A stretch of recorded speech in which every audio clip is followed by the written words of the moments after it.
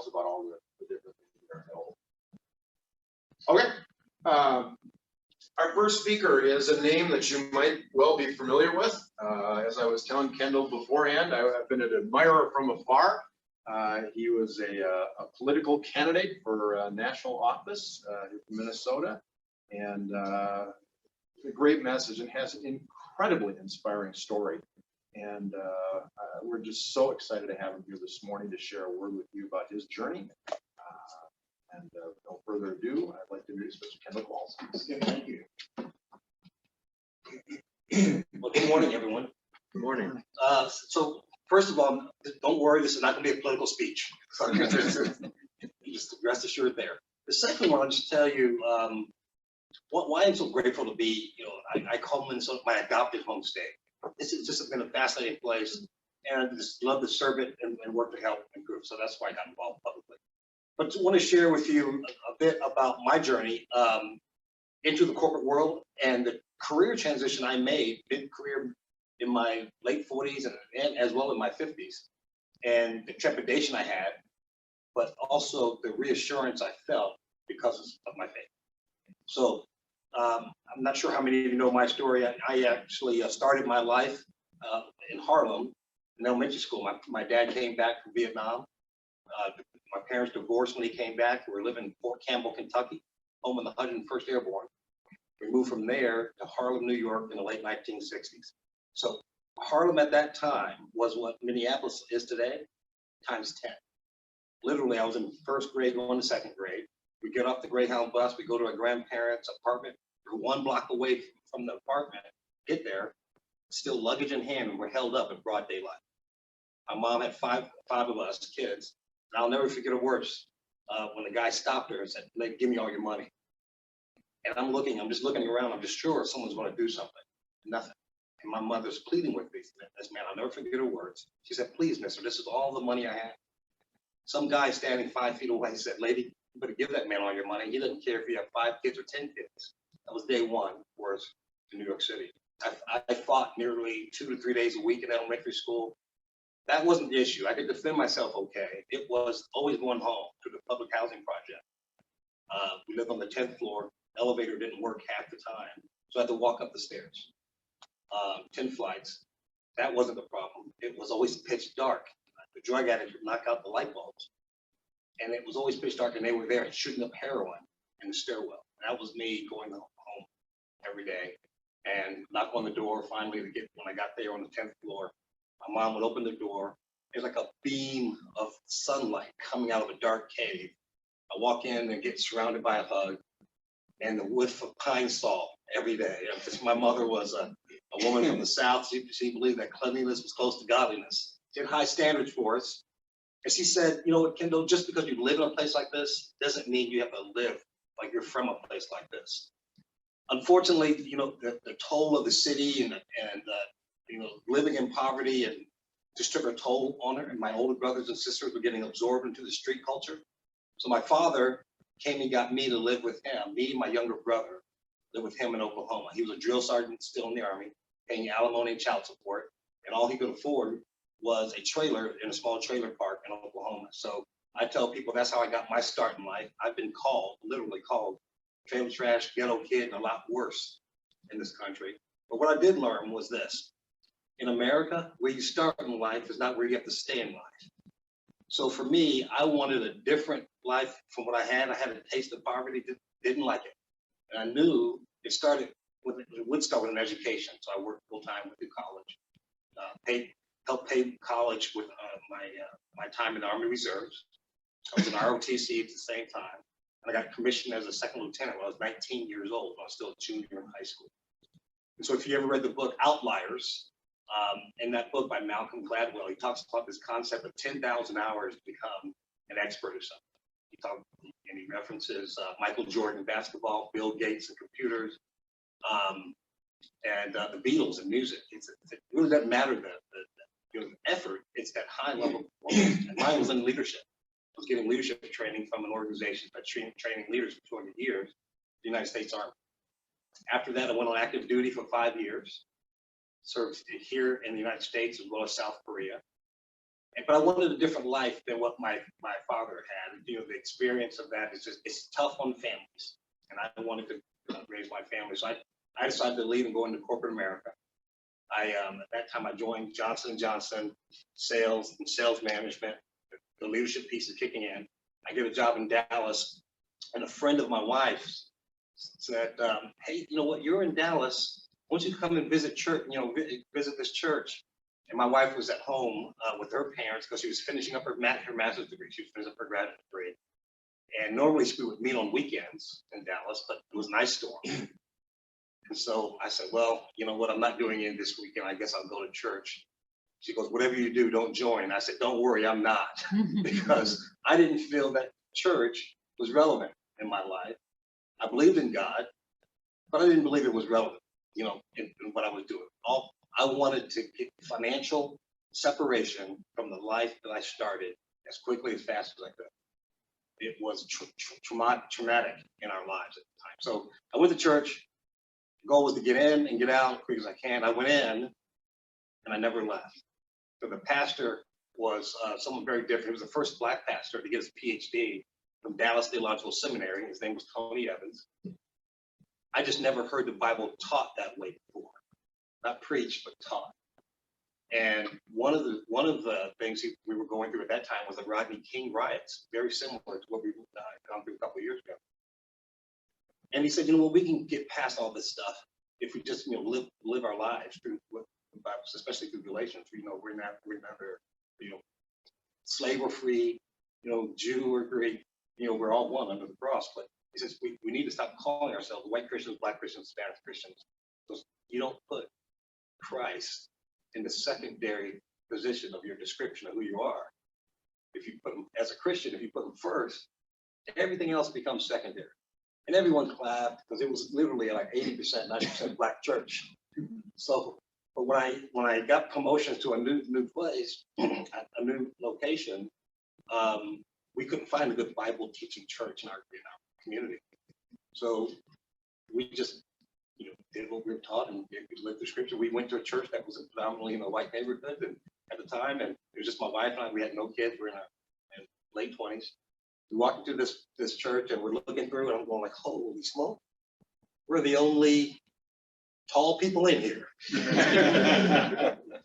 But we decided to stay at the advice of people, of our friends and family that said, don't do it. They're going to treat you badly. Their thing's going to be terrible. And, you know, you're violating the trust of your culture. I said, look, if you really believe in the faith and you believe you're a Christian first, that's what matters. And I want to make sure I go to a place that's teaching the scripture, teaching the Bible and what it means to be a Christian, live that life first. I don't care about everything else.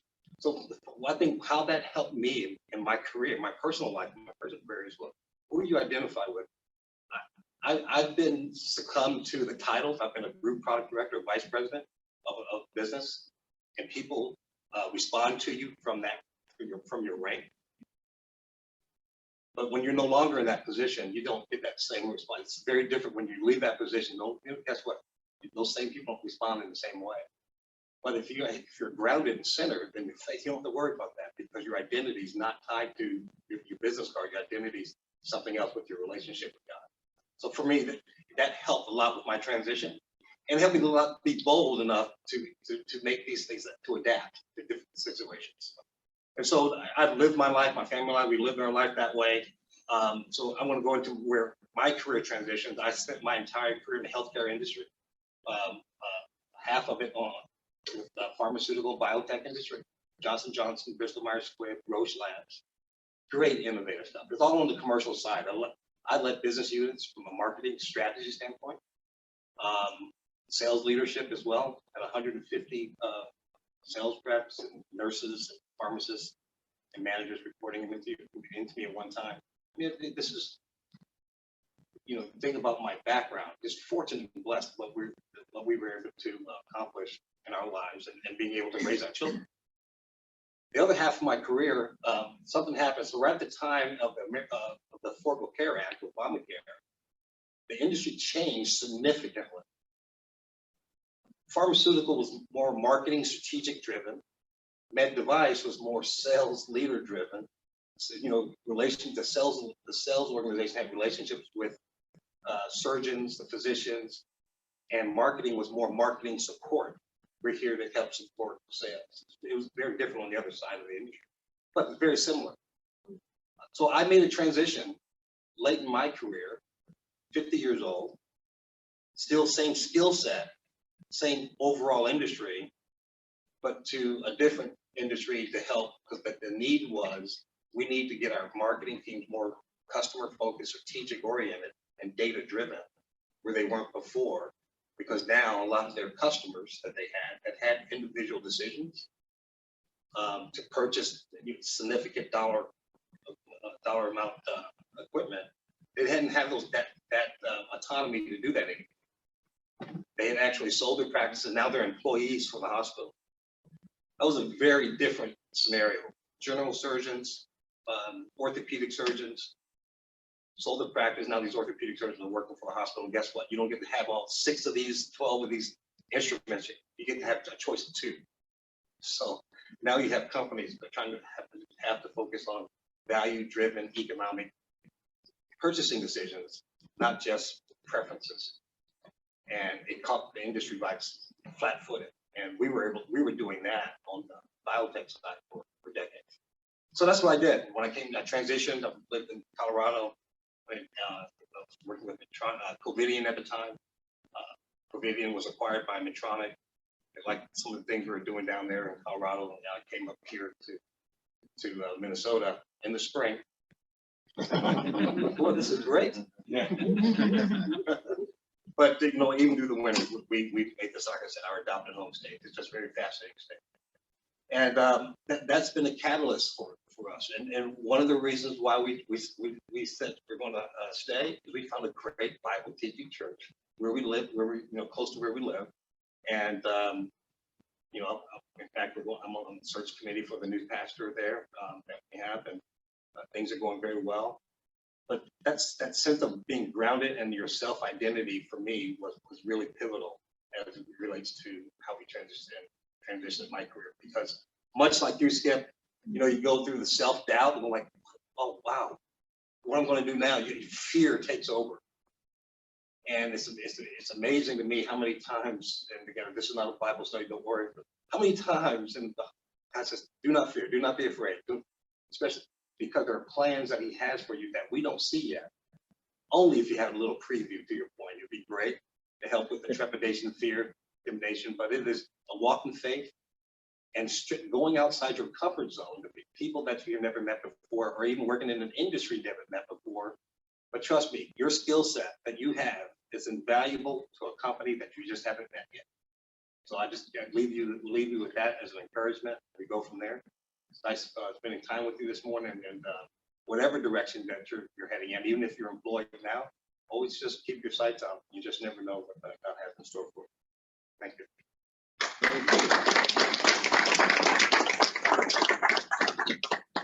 Wow, I don't even know what to say. What an inspiring story. And gosh, I think about the challenges that I've had to overcome in my life, and it's not even in the realm of the things that Kendall has faced. And what an inspiration. So thank you, Kendall. Thank you so much.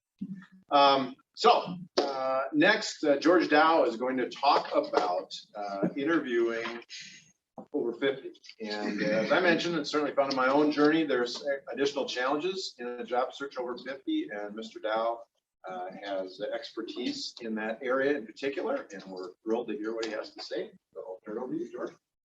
Thank you. Looks like we're all set here. Hello again. I think this might be about my 11th time coming to some version of this program, and I'm happy to do it each year. And today I'm going to talk about interviewing after age 50. Now I'm going to be channeling but first of all, I have to say Kendall was amazing, wasn't he? Mm-hmm. What a story. I'm still soaking that in. What a wonderful presentation that was, and what an inspirational man he is. So I think he had to probably go off to something else, but still feeling it, how wonderful that presentation was. So thanks to Kendall. Very inspirational. And what I'm going to move into is sort of channeling 31 years as a career transition coach, channeling a lot of the recruiter presentations. For 21 years, I worked at Right Management, a large outplacement firm you've probably heard of, some of you. And every month in my executive practice, I work with directors, VP, C-level clients. We'd have about 30 executives in the room and a recruiter. And the recruiters would come back year in, year out, and they would give their presentations. They often felt kind of guilty because they'd say, I'm sorry, I can only meet with you if your skills match my search. But they give 2 hours of really incredible presentations. And so because I heard 21 years of every month, I think I can channel a lot of what the recruiters have shared over those years, and also my years of talking to clients. And I give the best advice I can. They go out into the marketplace and then come back and tell me whether my advice was helpful or not. And so they've helped me by way of the feedback about what's helpful, what's not. And as you can imagine, most of those clients are over 50. Most of them are mid-50s on average. In fact, I used to think I specialized in 57-year-old clients because that was so often the age. For some reason, your guess is as good as mine about why I had so many that were in that age group, but I did. And I'm 66 now, so I think I qualify as being well over 50. So the 3 things I want to cover today are 8 ways you'll be evaluated in a job interview, 5 stages of the interviewing process, and 3 key elements of the negotiating process. So that's what I'm going to cover. And I'm a person that likes to have interaction, so I'm going to move a little closer. The other 2 speakers move closer. It's kind of nice. It's just us, and of course, a few people in the audience. Hello out there, whoever is listening. And I want to cover these 8 points, this first section, with the thought of, okay, make sure with every one of them, I have an angle that's for over 50-year-olds interviewing. So you can see the first of the 8 ways you'll be evaluated in a job interview is about preparation. And again, here's one where right off the bat, I'm going to pull from a recruiter, Marsha Ballinger, who would come every year. And she'd say, one of the things I want you to think about is what is happening during the interview. Are you overly prepared? Are you so caught up in the intensity of this experience that you might be coming on too strong? What she said as a good bit of advice is, of course, you should prepare. You should read the job specifications. You should prepare to know about the company, about the job, about what you're getting into, the industry, and so on. That's all fairly obvious. But she said also have some kind of a meeting scheduled an hour or 2 after your interview. What is that about? It's so that you can look beyond the interview, that you have a life beyond this. You're not just obsessing about this one job, because sometimes it's just too intense and you sound desperate if you're not careful. Okay, so schedule an appointment, a meeting, 1 or 2 hours after the job interview so that you can prepare, but that you're not obsessed with the opportunity, because that can be a bit of a turn on. They want to know that you're desired by others, whether it be a meeting or other job opportunities or something beyond this. You're more attractive as a candidate if you're both prepared and you can see beyond this. You've got other options as well. So preparation, do the usual and obvious things on the internet, conversations with people, LinkedIn, and the things that would normally come to your mind. But also, this is a nice subtle reminder, show you have a life beyond this opportunity. You can imagine it's easy for most people to get a little bit obsessed with the opportunity, and we need to see beyond that. The second point is ability. What I like to suggest to my clients is to have a 3-column exercise. The first column is, what do they need? And I often suggest, what are the top 10 things that a prospective employer needs in filling this job? List them out. You can get them some job specifications. You can maybe get them from having had conversations about the job. The first column is needs. The second column is your abilities, your qualifications. So just simply your experience, your education, whatever you have that matches their need. Column 2, abilities. Column 3 is stories. what are the stories that you can tell for each of these top 10 needs that illustrate that you've been there and you've done that? Because in best practice in interviews, if you haven't learned it, it's the concept of behaviorally based interviews. The concept is the best predictor of future performance is prior performance in similar circumstances. And with that said, that just means that we need evidence. We need concrete evidence that you have done this kind of work before. And the stories, typically, you've heard probably different versions of this, but I like to use the car metaphor because it's easy to picture the car. And also there's a nuance to car. There's challenge, actions, results. And here's the nuance, what I've learned over these years, is that most people remember to talk about, oh, here's a challenge I faced that was similar to yours to show that I've got the ability to do these kind of things. Here's the actions I took to address that challenge at this company or that company. And oftentimes they stop. I've done so many practice interviews, videotaped or mock interviews, and after the challenge and actions, they stop. It's like forgetting the punchline in a joke. Where is the results? Because the results are the most important. Were you successful? When you addressed those challenges, when you took those actions, did you grow revenue, reduce cost, win an award, build some new system, innovate, what have you?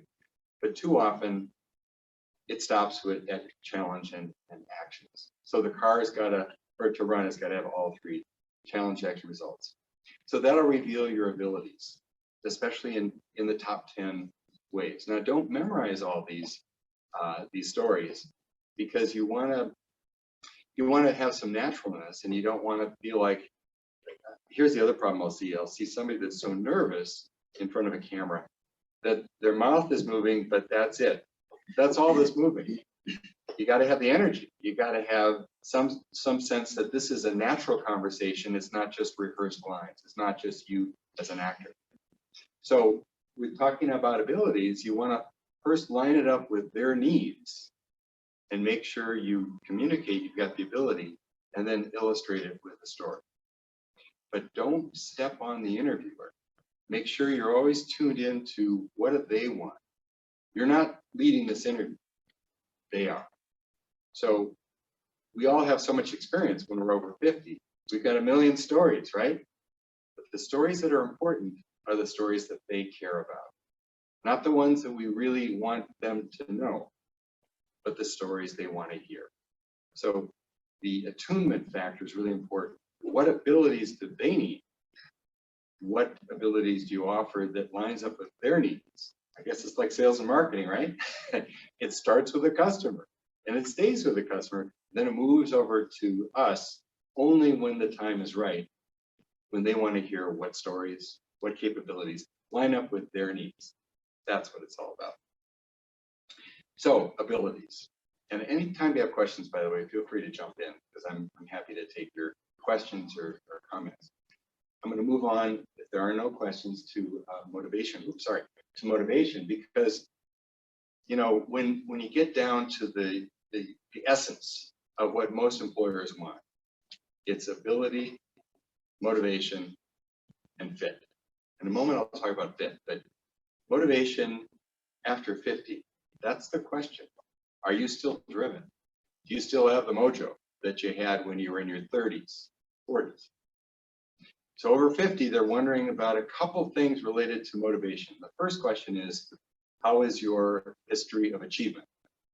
Achievements, the results, in other words, reveal that you're motivated to go above and beyond and not just do the job, but they want to know, the employer wants to know, do you have the drive? Have you historically had the drive to win awards, to grow revenue beyond just the basic expectations, to solve problems in a creative way, to innovate? Whatever reveals your motivation through achievements, that's what's really, really important. But that's the past. The question about us, those of us that are over 50, is, do you still have it? Do you have it today in this interview? And I feel your energy, and I feel the power. By the way, you did a nice job. You have great energy when you get up there. And people want to feel it. They want to feel that you today have energy. In the past, you've had the energy to apply towards your tasks to create achievements. And they also want to know in the future, are you excited about this organization? Are you excited about this job? Can they feel it? Because motivation is both historical and it's present and it's future. And people want to feel that you've got the energy. I videotape people, and like I said, sometimes it looks like they're a talking head, and that's not engagement. They might have the right words, but you need the words and the music, not just the words. So if you want to talk into a recording device and play it back and ask the question, does this person seem motivated? Do they seem energized? That's the question, because without drive and motivation, what good is ability? It's in the past. It's not in the present or the future. So motivation, very, very important. Drive. And they do wonder about us, those of us over 50. Do you still have the drive? Do you still have what's going to allow you to be a top performer? Or is it behind you? Next question is fit. And the interesting thing about fit is that when the recruiters would come by I was at Right Management for 21 years, and I've had my solo practice for 10. So for those 21 years, the recruiters would get the question, what's the most important factor? And consistently they would say fit. And here's why. I think that they can find 3 top candidates with the ability to do the job. They can all do the job. They can show motivation and drive. So you've got ability and motivation in your top 3 or 4 or 6 candidates. Then the question becomes, who will fit our culture? Who will fit the boss? Who will fit coworkers? Who will fit clients, customers? Who is a fit? And that's a very subjective thing. It's a very difficult thing to name. What is fit? It's sort of a subjective thing that means it's how you do the things you do conform well to how we like things done in our organization. A big issue is discrimination. It's a great concern of mine because sometimes, a person it feels like they have to be a chameleon. How do you want me to fit? How do I have to adapt to this world of yours? I don't think that's really the question necessarily. The question is, how are you as the best person you can be in this job? How do you reveal yourself in the job interview at your best? Like when my kids, when they took the driver's test, I said, you might never drive this well again, but an interview is like a driver's test where you have to really behave yourself and show the best of, because you can't, glide into the intersection. You gotta be good. You gotta behave. And so in an interview, you're trying to show, here's who I am at my best. When the team is winning or when I'm doing well, and when I'm struggling, here's what I do when I struggle. If people worry about that question, what are your weaknesses, or where do you come up short, all things like that. And I'll share with you, what I think would be a universal fit for most people when they're asked, what are your weaknesses? Because isn't that sort of the dreaded question? Like, what are your weaknesses? Yikes, they're handing a loaded gun and I wonder if you want to shoot yourself in the foot. So the best I can come up with is, when I come up short, I'll pretend I'm you in a job interview.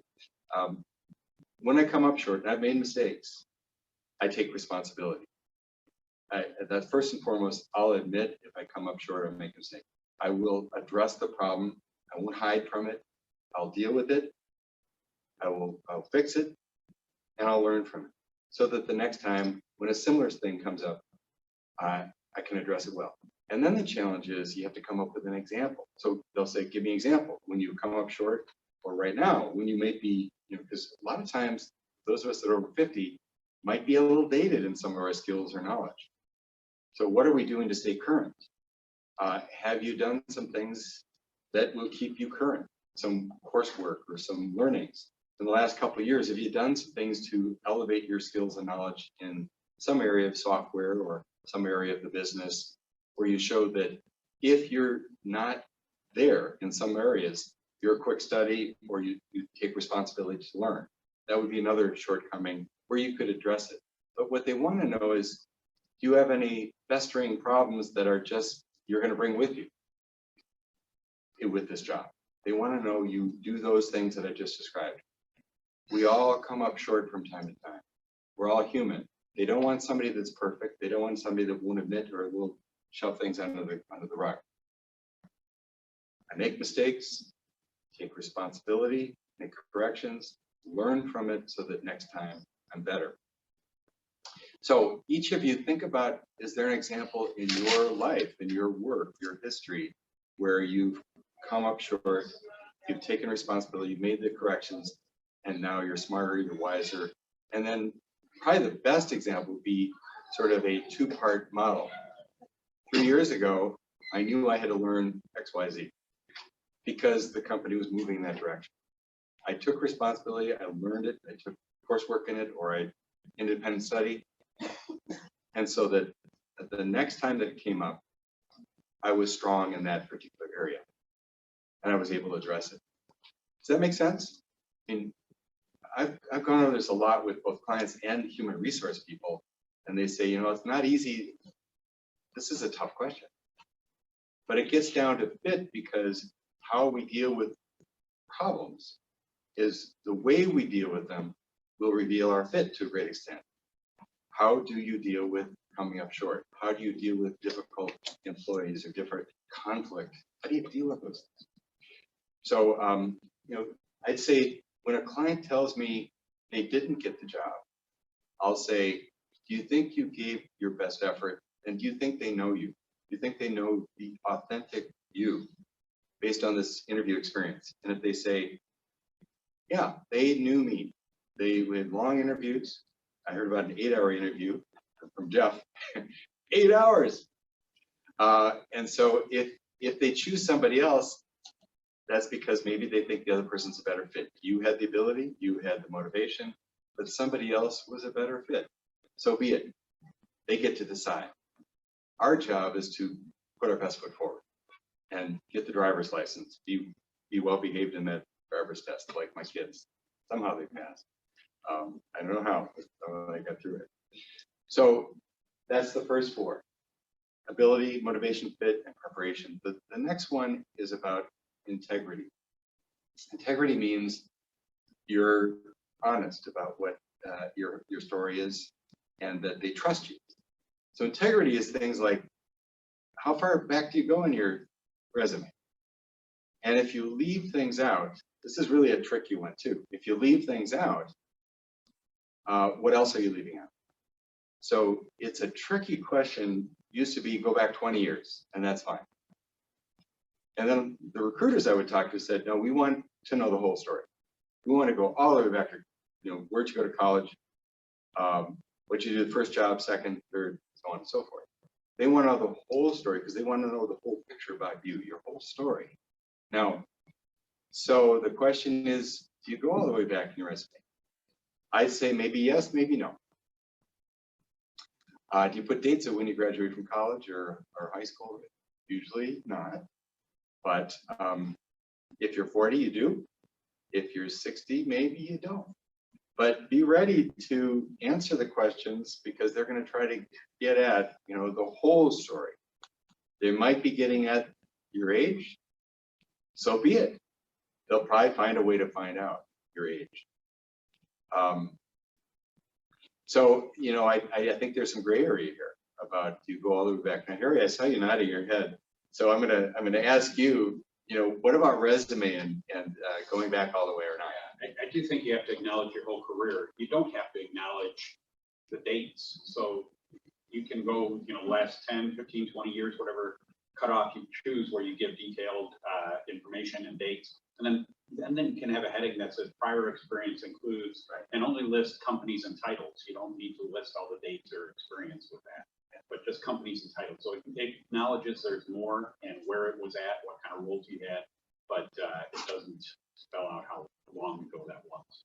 So including those elevates your, well, it completes the story. It might elevate your integrity a little bit to say, yes, I did have other experience and here's what it is. Exactly. And you don't offset with your years of graduation from college. No, right? No. not necessary. Yeah. If somebody got fired, what do you say? I mean, how do you explain, you know, do you have to come up with a big expert explanation? You know, that would always come up with recruiters too. Well, not always, but quite often.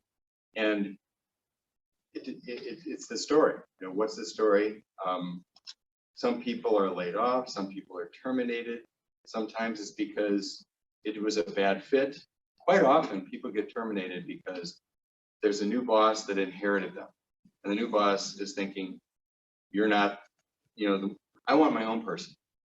And people often are terminated because the new boss wants their own person. So it's okay to say that? I mean, just say, you know, that I got fired once, and it was the second generation came in, and me and them just, Yeah. you know, And again, Harry's my quality control agent, so I'm going to turn to you from time to time. But I'd say, yes, you know, fit is a big factor, and preference. The new boss often wants his or her own person, and your style was a great fit, perhaps with the previous boss that hired you, but with the new boss, they had a different direction, they had a different preference, and a different person in mind, and so they let you go and they put in their person. And oftentimes that's the case because there's so much pressure to get results so quickly.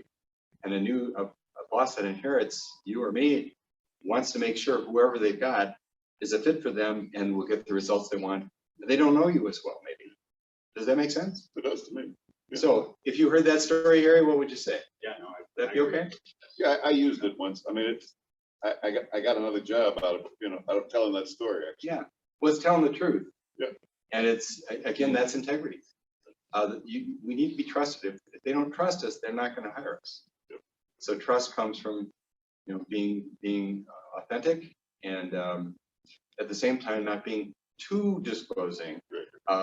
Well, and there are nuances to this. I'll tell you the nuance. I once videotaped a person who, on camera, I said, how did you get along with your last boss? Did you ever have any conflicts? And he used the right words, but his tone was venomous. So you could see on the video that this guy had a chip on his shoulder, he had baggage. So the words and the music have to come together.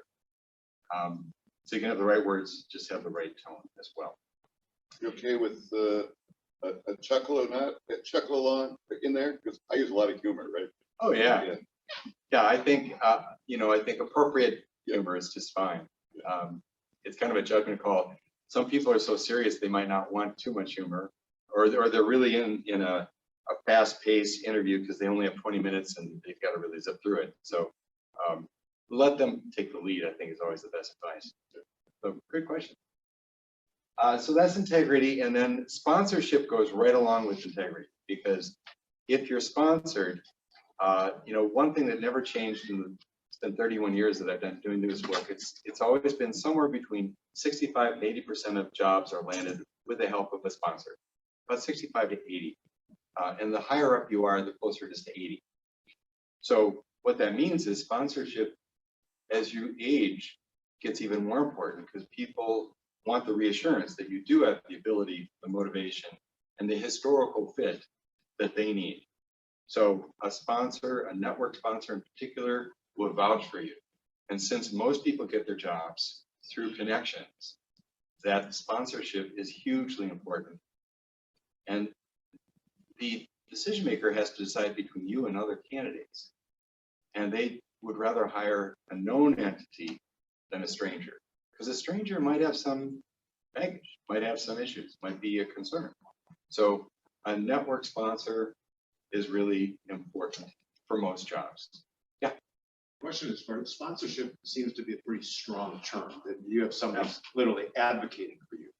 A lot of times when we're networking, it might be more of a softer connection, that they're willing to call a friend of theirs and say, hey, I met this person and I think you should visit. They seem to be nice, whatever. So it's not, they're not long lost friends that they can vouch for them. Yeah. It's just more of a networking connection. You're going to talk about It works both ways. Yeah, it works. The sponsorship is a strong word, and it can even be created through a first impression, because a lot of the network connections you spend, I think Kendall talked about outliers, and there's also the tipping point from Malcolm Gladwell, the power of weak connections, that oftentimes we take about 7 seconds to form an opinion of somebody else. This is what the scary thing, right, about human beings.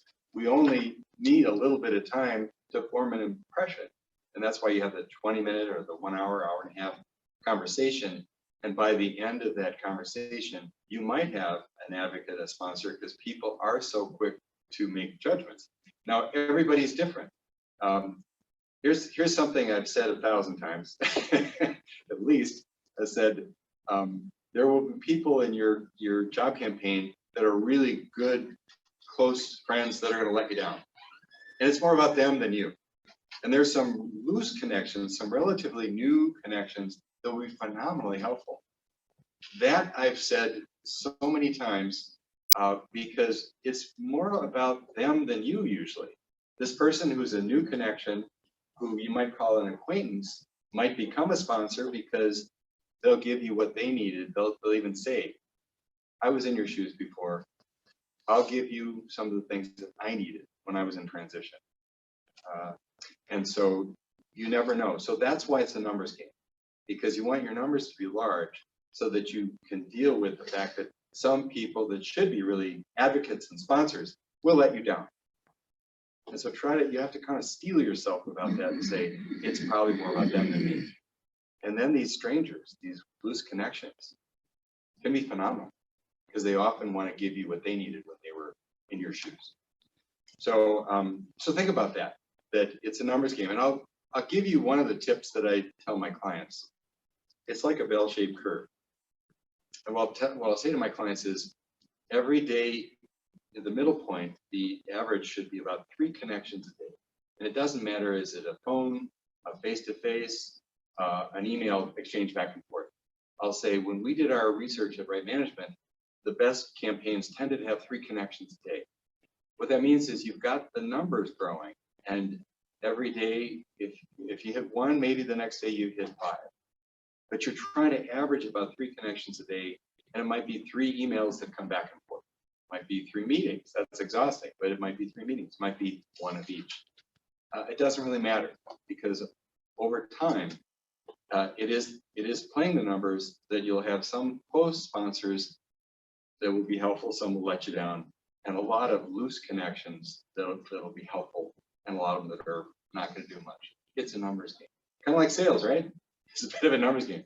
So you got to get out there. You can't hide in the internet. So this all started with sponsorship, but let me go unless there's anything else. Any other questions about network or sponsorship? If not, I'm going to move to attitude. And this one's obvious on its surface, but again, I just harken back to that story I told you. The man that said, you know, I did this interview and you asked me the question, this mock interview in front of a video camera. You asked the question about my former boss, and the words were right, but the tone was terrible. He said, I wouldn't hire me. I wouldn't hire me because he said that was a turning point of his job campaign. He said, because I got baggage. I'm saying the right words. I mean, smart, clever. He used the right words, but he had the wrong tone. He had baggage. So the attitude the attitude is not just revealed by the words. The attitude is revealed by tone and body language. And oftentimes tone and body language are more revealing, more believed than the words. So you want to have the attitude that's both the right words and the right body language and the right tone. All 3 have to come together. So that's probably enough said about attitude. Competitive, again, you've got the 3 main factors. You've got ability, motivation, and fit as the 3 main factors. And you're going to have competition that has the ability that you've got, competition that has the motivation that you've also got. And then the ultimate question is, who's the best fit amongst the candidates? You're not competing against the job specifications. You're competing against other candidates. So it's not about, are you the most qualified? Are you the most driven? It's, are you the one that's the best fit for their unique culture, for the boss, for the coworkers, for the clients, and so on. So if you've given an authentic presentation, they know you, they get to decide, because there could be somebody more, a better fit, or there could be somebody more capable, somebody more driven. They might prefer somebody that they know better directly. You can't control that. You can't control the competition. So all you can do is be yourself, be your best self, and let the chips fall as they may. Leverage your connections. Get people to give testimonials about you as best you can, but then don't go too far with that. One of the things that I've heard is that sometimes prospective employers say, I kept getting calls from so many people. I thought, if we hire this person, are they going to be a politician and always lobbying, getting people to lobby for them? So early on, it's good to get advocates, get a good word in for you, but don't overdo that, so that so it looks like you're going to bombard the decision maker with too many people advocating for you. So let me stop there for a second and ask you. You see, these are the 8 ways I believe most people are evaluated. It's held up pretty well over time, but let's stop there before I move into the actual interview process. Any comments or questions? Yes. I have a comment could be related to sponsorship. I noticed when I was interviewing, I usually check the profile of the person. And when that person used to work in a company that I used to work for, there was this connection. And it was, I don't know, the experience was better because they could relate to your experience. And I think you can use that to your advantage, unless it was a very negative experience then Yeah. beware, right? But usually it's a very close connection. It's like, oh, you can relate, you can even, make comments, oh yes, and that helps very much. So make sure you check your profiles and try to build those connections or stories right around that. Yeah, that's a really good suggestion. Using LinkedIn to find familiar stories, did it work where I worked, and so on. Good point. George, I help out in a number of transition groups like this, and the number one thing I hear from senior executives and things is when they can't handle, it's hard to handle the question or the thought that when the salary is a little bit below what they really expect, they get this feeling that the interviewer, the HR person's thinking, I'm not going to hire this person because as soon as they find a better job, they're moving. Yeah. I'm glad you brought that up, because I've written blogs for over 10 years now, and that's the most popular blog I ever did, which is from overqualified to when can you start? Because I track the numbers, and that blog, I've done it twice, and it always gets the highest ratings. And why is it? Because what you're describing is exactly what happens. People say, all right, I'm older, so therefore my salary has risen. Or maybe I stayed at a company a long time, so my salary got high. And I'm going after this job that might not be at the same level of title and the same level of compensation. So here's the story. And the true story, it happened several years ago. A woman was a senior HR person, had a big title, and she wasn't finding anything in the Twin Cities that matched her talents. But an opportunity did come up in California. Los Gatos, I think, or somewhere in Silicon Valley. And what she did is she called me on a Wednesday, and she said, George, this is the opportunity, and they think I'm overqualified. Whether it's too expensive or overqualified for whatever reason. And I said, all right, I'm going to ask you 3 questions, and this is the test to see whether or not you should advance. You should push for this. I said, first of all, is this job a job that you would engage you? It's at a senior director level, and you were a partner. She was senior C-level equivalent. I said, is this job engaging? Would you be excited about going to work each day and feel challenged and engaged mentally and emotionally with this job? She said, yes, it's a few levels back from where I just left, but I would be very engaged by this job. I'd like this job. So that's check number 1, green light. Number 2, the organization and the boss. Is it a good organization? Would you be proud to work there? Would it be a good place for you? Would it be a good fit? And how about the boss? Would you work well with the boss? She said, it's a great organization. It's run well. I know the boss. I know this person who would hire me. I've known her through trade associations. So yes, absolutely. I would like to be in this organization and work for this boss. All right, so 2 checks. Question 3, how about the personal factors, which is the money and the location? She said, the money is fair and logical. For the senior director job, The pay is very competitive. So it works for me, works for my husband and I. We could move, it's more expensive in California, but we have a 2-income situation. My husband has a good job. I think we could do this financially. And, one of the funny things is my son and daughter-in-law and grandson live in that area. We could live right next to our grandson and son and daughter-in-law. And I said, well, by the way, did you mention that in the job interview? And she said, this is a human resource job. You can't talk about that stuff. And she forgot, oh yeah, I'm the candidate. I could volunteer that. They can't ask me about that. That's illegal to ask about, those kind of things, but I can volunteer it. I guess I can. So I said, okay, so you've given me 3 green lights for this opportunity. It's Wednesday. They're going to let you know Friday. I want you to call them today. I can be fairly directive. Coaches are supposed to be kind of in the background, lead from here. I said, call them now and tell them about the job compatibility, about the organizational fit, and about the personal fit. Tell them now, because all 3 of these are green lights. Tell them, because if you wait till Friday, they might wonder, why didn't you assert yourself more? Maybe you have doubts about the money. You have doubts about the location. You have doubts about the job. Wouldn't be challenging enough, so on and so forth. So she did. She called them on Wednesday, right after our conversation, and she got a job offer the next day, Thursday. And it turned out to be a hard job. I mean, it's in the blog.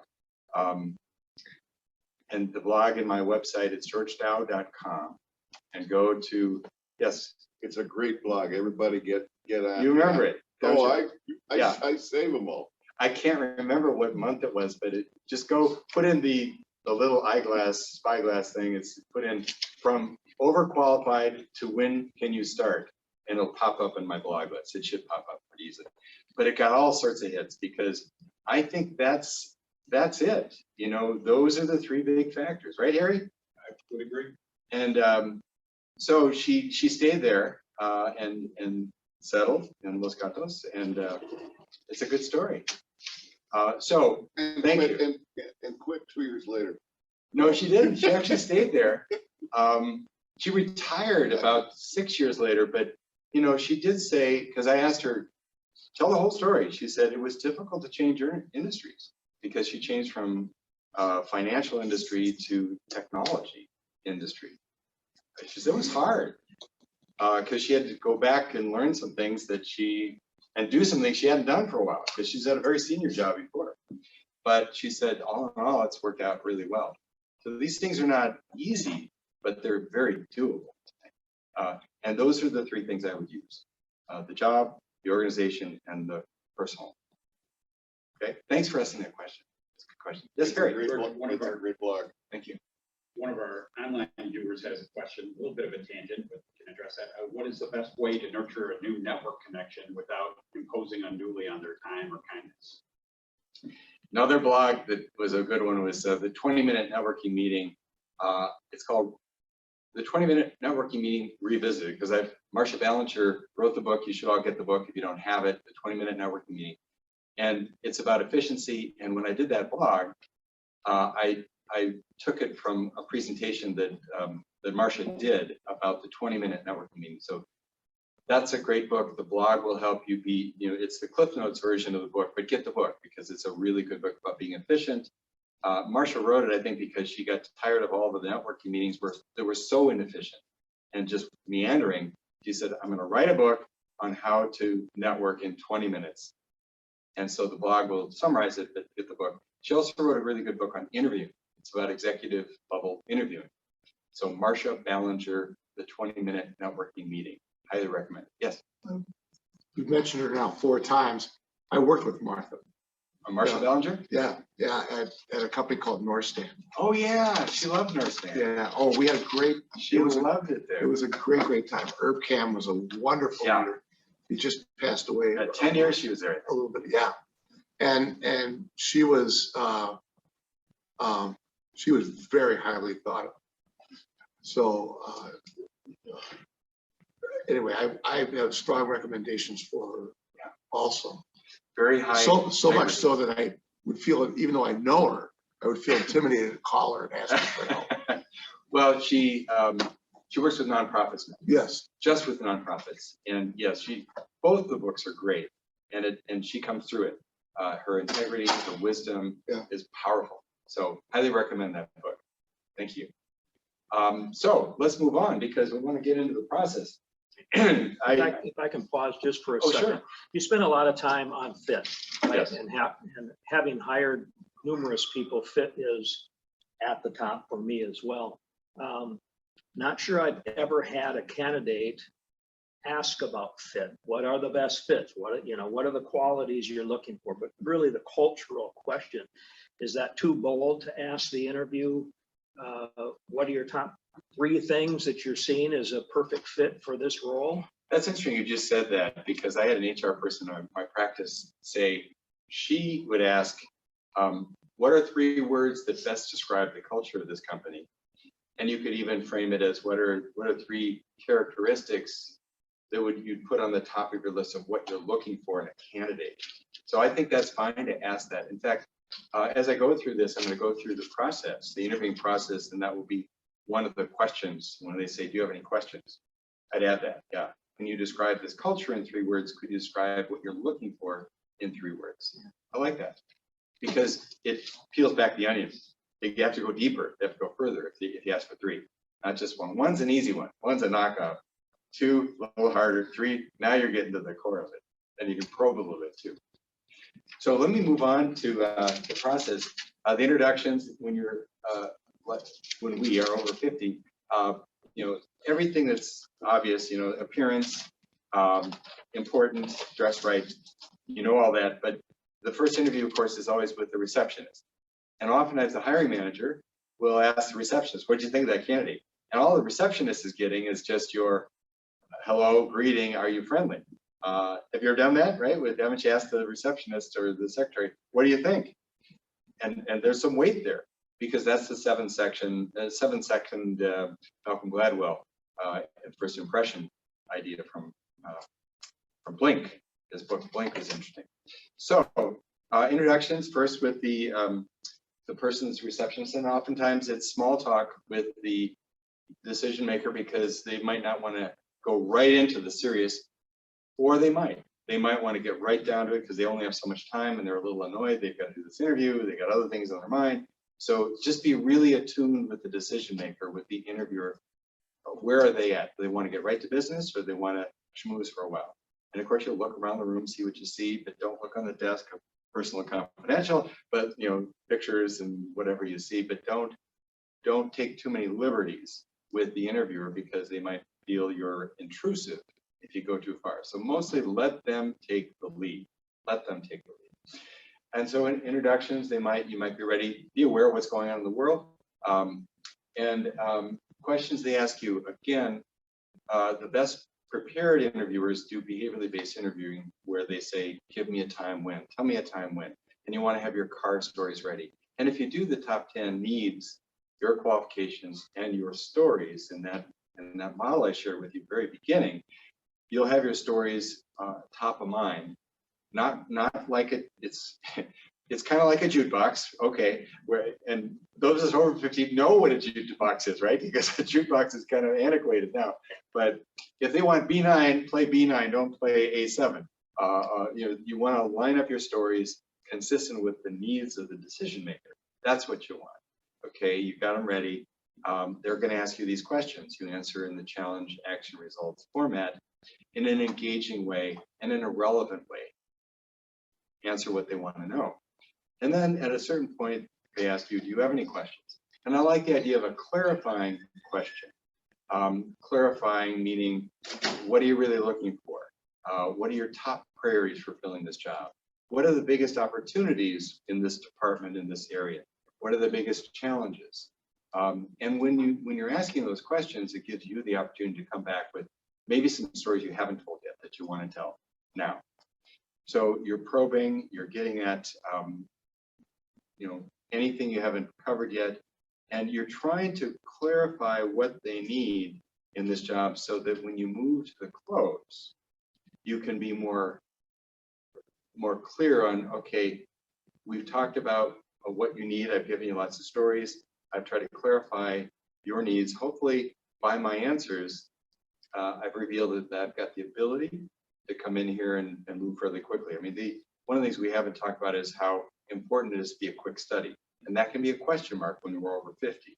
Are you a quick study? Do you have examples of that? So I have the ability to come in and do this job very effectively. And it would be a challenge and it'd be very engaging to me. I'm excited about both the job and the organization. That gets to the motivation question. And I feel I'd be if you can say this honestly, a great fit. So what we're going back to is the three key things that every boss wants: ability, motivation, and fit, and a reassurance in the close. In fact, once I advised a client to do this, and he said, he told me the story. He said he was in the interview and he found that moment at the end to be able to say to the two owners of the business, small business, two owners, he said those things. I've got the ability, motivation, and fit. And he recreated it in an appropriate and an engaging way. And the two owners were looking at each other, they were smiling. And he kind of thought, are they laughing at me? Am I being too obvious? Am I sounding too canned? And so he just asked, he said, I noticed you two are looking at each other and smiling after I said about my last statement. And one said, I'll speak for both my brother and myself. What you told us is exactly what we wanted to know. And so it was a perfect way to end. And you're a hiring manager. If a person asked you the clarifying questions, got to know what you really needed from this job, and they close with something that spoke to the ability, motivation, fit, would that speak well to you? Would you like that? Sure. Does that happen very often, or no? It doesn't happen very often. Why do you think it doesn't happen? Why do you think people don't close with a reassurance like that? Any guess?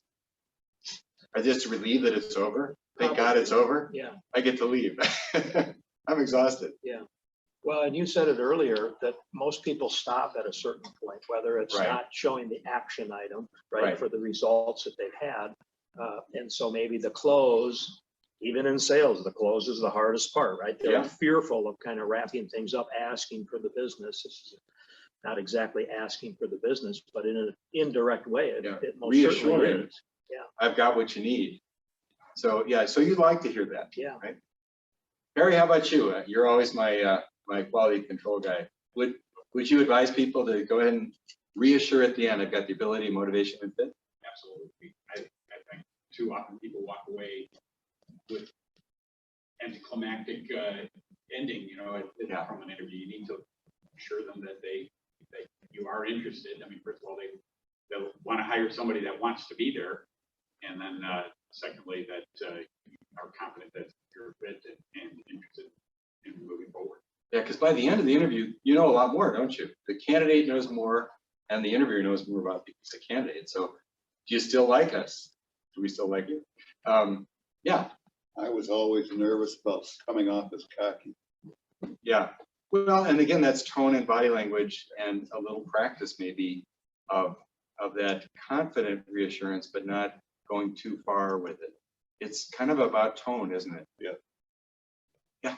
I think on the other hand, you should be ready to answer those questions, because if the interviewer asks you, why should we hire you? You should be able to answer that question in a very clear way. So always be ready to. Yeah, and those are three good points. I've got the ability to step in and do this job effectively, quickly. And the whys, right? What's that? And the whys, right? Why? Yeah, because you had stated you're looking for these three things. And my stories, I think, have lined up nicely with the three things you're looking for. And if you missed anything, you can come in and say, by the way, I left out one story. Can I give a minute that I could tell one more story? Especially with them saying, this is what we need, and you've clarified what they really need.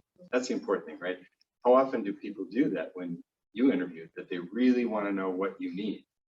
It was mostly about them and their needs. Yeah, which It's backwards. it's backwards, yeah.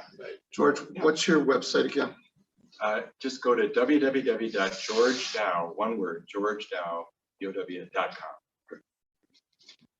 Yeah. Yeah, I had an interviewer one time tell me, asked me, said, why should I hire you? And he said, why shouldn't I hire you? And it was interesting.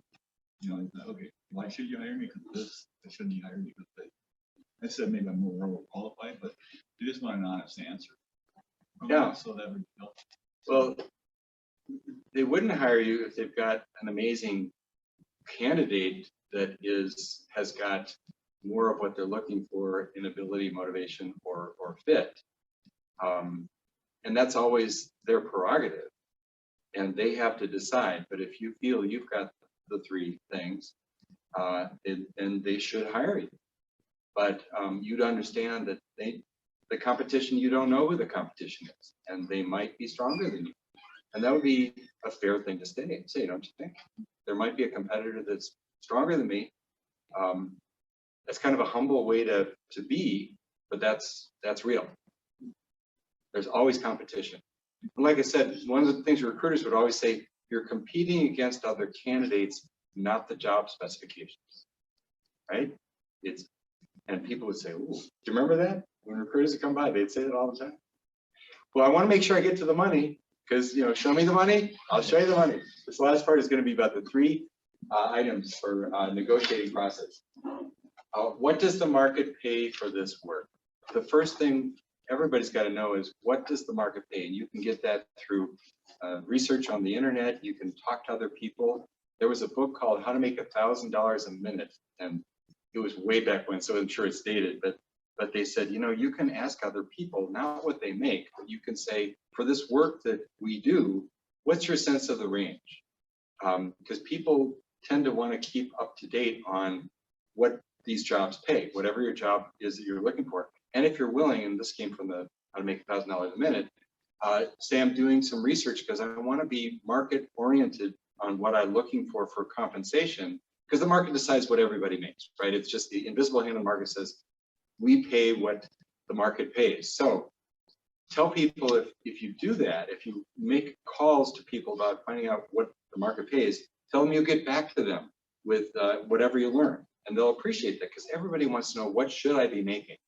So you got to find out what the market pays, the range, especially what it pays. And some industries are easier than others, like the finance industry, probably the tech industry does a better job of posting all these things about what the market pays. There's different sites, just go on the internet. What should the organization pay for their work? Remember always that smaller tend to pay less. Smaller companies tend to pay less, bigger companies tend to pay more. They've got deeper pockets. But the small companies try to make up for it with incentives and bonuses, right? So you need to understand, what should this organization pay? Because it often goes larger, mid, and small companies. What can they afford? And the smaller companies can be creative. They can be a little loosey-goosey. Big companies tend to hire agencies or hire organizations to figure out what does the market pay. Everybody wants to be where they want to be with their compensation philosophy. And some companies say our philosophy is pay a little bit more because we pay a premium to attract and retain people. And others say we pay less because we think that we can get away with it. Others pay right in the middle. So you got to try to figure out what's their compensation philosophy. And you can also always find that out through LinkedIn, people that work there.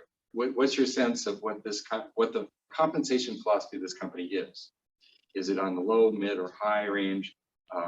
Because, it could be any one of those.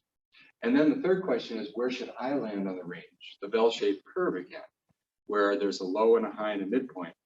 And the question is, are you at the midpoint, which might mean you can hit the ground running, you're fully qualified, you should be at the 50th percentile. Are you a value-added, hard-to-find person that should be at the 60th, 70th, 80th percentile? What you made before might have been at the 120th percentile, and therefore that you look too expensive, overqualified. But in the conversation with the hiring manager, what they want is to know that you have done your homework. You know what the market pays for this title, this work. You know that this company is a small, medium, or large company, and where they are likely philosophically on the range of companies. And you have a sense, okay, that was then, this is now. What your old job was might have been up here. This new job, like the woman I referenced, her old salary is here, the new salary is here. You're unemotional about it. You're objective about it. And all you're saying is, pay me fairly, equitably, reward me for my contributions, and I'm sure we're going to work this out. You can't screw this up by looking disappointed. If they're going to give you a fair compensation, you have to give them the benefit of the doubt too, that by the end of the interview, they're going to compensate you fairly. And you can negotiate back and forth on whether or not they've put you in the right spot. They should be able to tell you where in the range they've placed you, right? I mean, it's not always easy, right, Harry? But they got a range, and they should be willing to tell you and why. They don't want to, right? They don't want to. They want to just be done with it and pay you within their budget, right? You got a budget, but it should be logical. It should be fair. And if it's not, then maybe that's not where you want to work. But there should be logic and some degree of transparency when they offer you the money. So let me stop there. I have a couple minutes. I'll stop there. Questions about this emotional topic of compensation? Very emotional. Does it make sense what I laid out? Find out what the market pays, find out what the company should likely pay, and find out where you should be, or figure out where you should be on the bell-shaped curve. Does it kind of make sense? Yes. The State Department DEED has a lot of resources on their website all around salaries. DEED. It's DEED. Department of Economic. Economic Development. And, Yep. they have way more than you. I was shocked. DEED is good. Some DEED. people look at the Occupational Outlook Handbook. Yeah. Trade publications.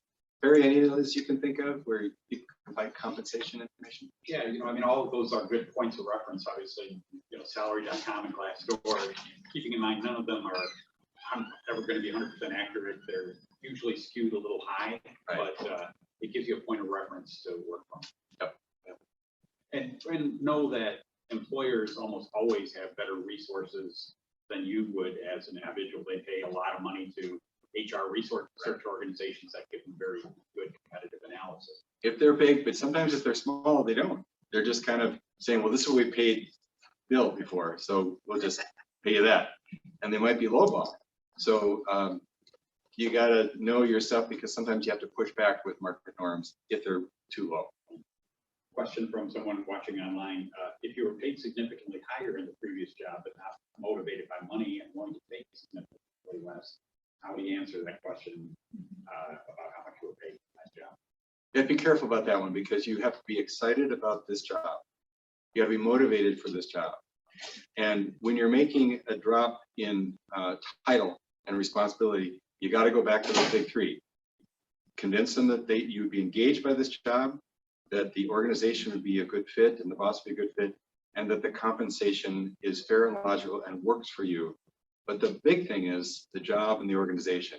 You've got to be excited about the job and the organization. It's not just a conceding that I can take a lesser job and that's okay. Money doesn't drive me that much. Well, money is always a factor, but again, the job's got to be a good job. The organization's got to be a good organization, a good fit, and the money needs to make sense. Otherwise, you're looking like somebody who might be a coaster rather than a driven person. As we age, we got to keep that drive going. We got to keep the motivation and the passion going. Otherwise, other candidates are going to show it and they're going to beat us. Yeah. So my question is related. Sometimes the title is the same, that the title you used to have, but the pay is significantly less. Yeah. So when you get asked, especially between industries, for example, I saw that medical is the pay is very high, and retail probably is very lower, significantly lower. So even when the title is the same, the pay is different. And in that case, if they ask you what was their salary, how do you answer that question?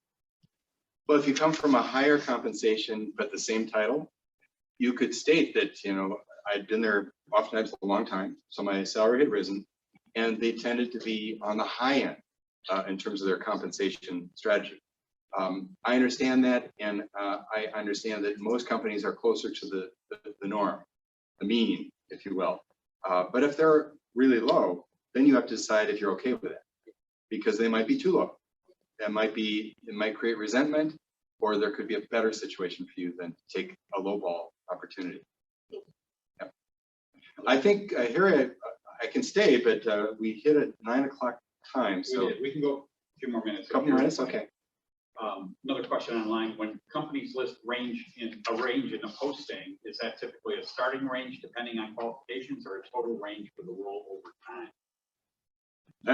You can probably answer that question here. You've Yeah. seen a million of these. Well, typically that's the range for the role over time. Now that there, as you're employed at the company, you may get move up to a higher pay scale or a salary range depending on how your job increases in responsibility and scope. And so there certainly is upward mobility. But one reason companies, I think, are not generally willing to tell you a range is because people tend to only hear the top number, not the whole range. It's a bell-shaped curve that looks kind of like this. And the top end, what happens, you get to the top end, you don't have any room for incentive compensation. You're topped out. And then they might say you're overqualified because you want that top level, but you kind of work your way up to that usually, right? So it's dangerous if you just go for the high end because they might say overqualified, too expensive. Actually, I just did think of one thing in a couple of years. Our networking group is meeting at 9 o'clock. Oh, okay. Room 259. If you are interested in participating in that, I encourage you to do so. Go on up to 259, which is all the way down the main hallway and up the stairs, and the room is at the top of the stairs. Actually, Skip, you're going to be heading up there. All right, I think we're probably done then up here. Good to meet everybody. Good luck to you. Thank you, George. Very nice. Take care. Thank you. Very insightful. Thank you, George. Thank you.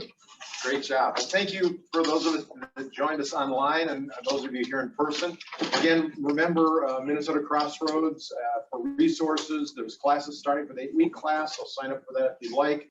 And every Thursday from 9 to 11 is New Networking with Grace. So we here, it's going to just be in person today. So I'm going up there right now. But for those of you online, next week and the remaining Thursdays of the month, it will be available virtually from 9 to 11.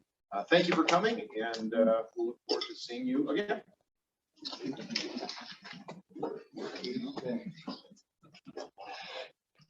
Yes, ma'am. You